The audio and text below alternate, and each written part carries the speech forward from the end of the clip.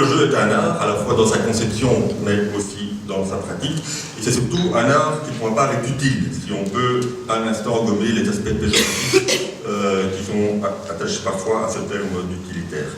Il est utile parce qu'il participe de l'épanouissement personnel de ceux qui s'y adonnent. Il est utile aussi et surtout parce qu'il est vecteur de sociabilisation dans un monde qui en a, vous le savez, cruellement besoin. Alors, qui n'a pas de souvenirs de parties de jeux de société en famille ou entre amis? Je pense que chacun de nous a une image du jeu, alors avec des éléments positifs, familiaux, ou éventuellement des plateaux de jeu qui se sont jetés parce que on avait un petit peu de mal à accepter de perdre ou une très grande envie de gagner, mais pour tous, le jeu évoque un souvenir familial. Et ici, dans le cadre de ma mission pédagogique d'inspection, j'ai absolument voulu que le jeu prenne toute son importance. Alors, il avait déjà énormément d'importance dans nos écoles. Pour les enfants, jouer ensemble à des jeux de société, sous l'œil avisé de leurs enseignants, permet de développer un nombre impressionnant de compétences, tant en mathématiques qu'en français, qu'en éveil, des compétences de socialisation également. Et le fait d'apprendre par le jeu ancre bien plus solidement ces compétences que si elles avaient été travaillées de manière frontale. Cette année d'ailleurs, à mon initiative, tous les enseignants maternels de la commune ont participé à une journée de formation sur l'intérêt du jeu en classe. Il constitue aussi un véritable lien entre l'école et la famille. Et je pense que le jeu, peut-être bien plus que le journal de classe, que les devoirs ou que le bulletin, peut constituer un véritable lien entre l'école et la famille.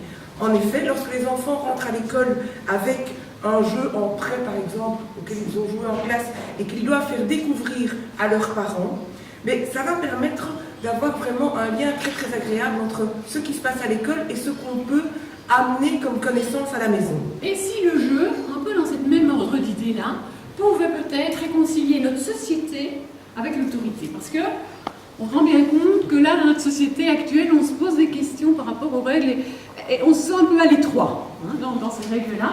Le rapport à l'autorité, le respect des règles semble de plus en plus remis en cause. Si je fais le parallèle avec le jeu de société, il y a les règles. Mais, malgré ces règles, il y a un pouvoir de décision du joueur. La règle dans le jeu, c'est ce qui crée le jeu. Avant qu'il y ait règle, il n'y a pas de jeu. Il n'existe pas en tant que tel. Tout ce qui n'est pas codifié de manière précise dans les règles du jeu est autorisé. Et c'est là que je vais trouver toute ma liberté ludique, toute ma liberté d'utiliser les règles. Un panneau de sans interdit, il n'est pas là pour m'interdire de passer dans cette rue-là. En aucun cas. Simplement, il me dit que je ne peux pas aller dans ce sens-là, dans cette rue. Donc rien ne m'empêche, évidemment, avant, quand à droite, de faire le tour de pâté de maison, ou juste après. C'est à moi de construire la manière d'y aller quand même, tout en respectant la règle. Rien que voir comme ça les règles de la vie en société, ou même les règles du savoir, apporte déjà une ouverture, une bulle d'air. Les règles de la vie en société ne me disent pas ce qu'il vaut mieux faire, mais elles me permettent de créer des stratégies. Ainsi, la règle n'apparaît plus comme une contrainte, voire un caprice des dieux, une caprice de dirigeant, ou une marque d'autoritarisme, il faut que tout le monde fasse comme ça, mais comme une possibilité, la possibilité d'une liberté à construire, et c'est Duflo qui parle de l'égale liberté. C'est grâce à ces règles-là que je vais pouvoir conquérir une liberté. Une liberté de comprendre le monde, d'agir dans le monde, une liberté d'avoir des savoirs, une liberté que je vais construire moi-même, grâce à des savoirs.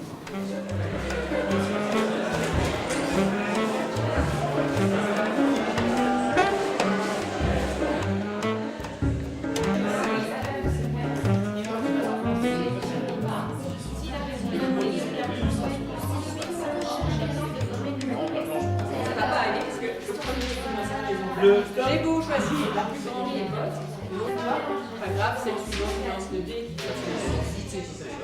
Mais on va voir le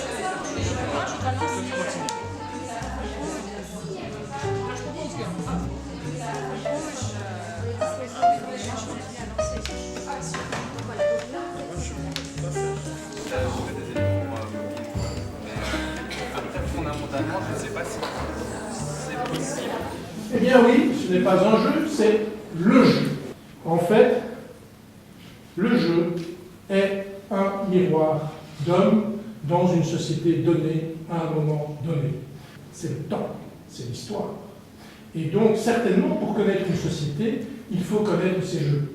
Et aller peut-être dans d'autres cultures, à d'autres moments, peut nous amener finalement à une autre créativité, à une autre mise en jeu, et peut-être un autre plaisir de jouer. C'est là qu'il faut chercher, je pense, en modifiant les structures évolutives, pour avoir des jeux qui nous correspondent au mieux. Et pas donc dans cette démonstration manichéenne qu'on essaye de nous faire. Voilà, je vous remercie.